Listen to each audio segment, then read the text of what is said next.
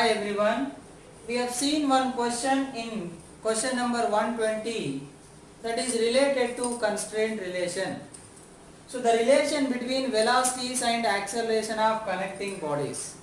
Similar way, let us understand one more question. Here two particles are connected with a string, but one is trying to move vertically, another is moving on horizontal surface. Now you have to find the acceleration of capital M. Let's take A dash.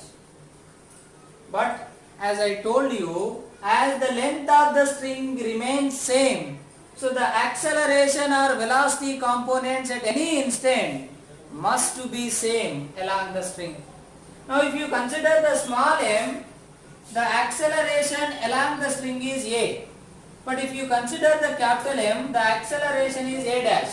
But the string is at an angle theta. So what is its component along the string is A dash cos theta.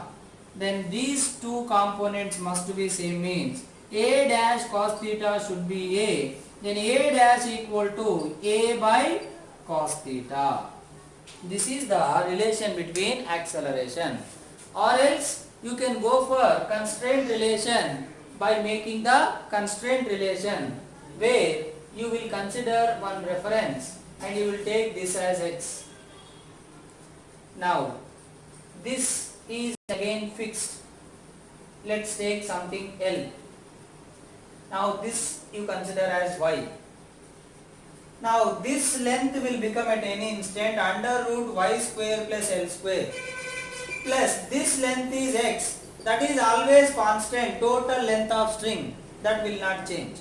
Now if you differentiate both sides, with respect to time, then dy by dt is the velocity for capital M and dx by dt is velocity for small m.